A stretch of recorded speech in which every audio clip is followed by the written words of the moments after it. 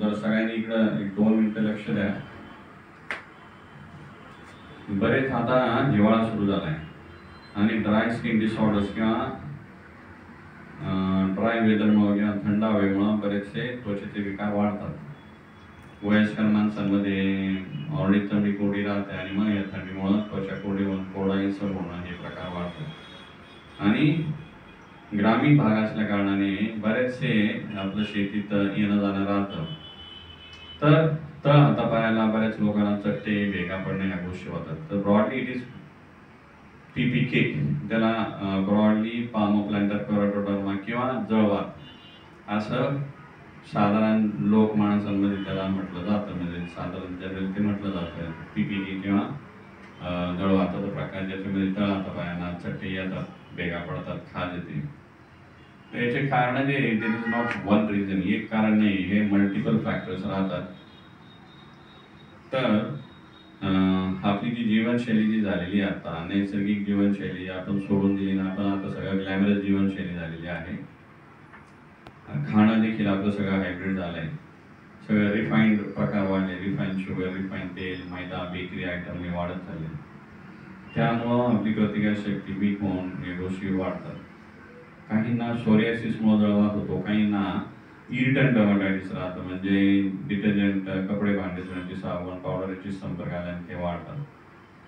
आणि जे शेतात राहतात किंवा शेतात मातीशी जास्त संपर्क आल्यामुळं काहींना हायपरऑस्मोलर सॉइलमुळे देखील हे चट्टे वाढतात.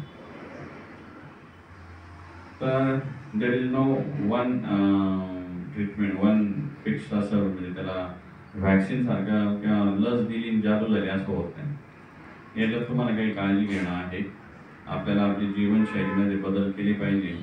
मेडिसिन्स कमी करायचे असतील तर ऑफकोर्स चॅलेंज आहे खूप मोठं. म्हणजे आता आजकाल काय नाही, सगळ्यांचं धावपळ वाढली आणि it is a big challenge, आव्हान आहे. पण आपल्याला मेडिसिन्स कमी करायचे असतील तर we have to take some responsibility, जबाबदारी घेऊन रिफाईंड जे प्रोडक्ट्स आहे, रिफाईंड प्रकार जो आहे, रिफाईंड शुगर, साखर, रिफाईंड तेल, रिफाईंड फ्लोर म्हणजे मैदा, याचं प्रमाण कमी केलं पाहिजे.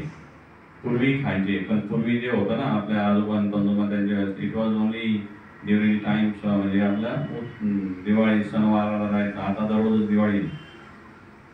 त्याच्यामुळं वी आर जाणीवपूर्वक आपण आपलं आतड्यामध्ये पोटामध्ये सॉर्ट ऑफ जास्त आती झालं की ते विषाप्रमाणे कार्य करतं.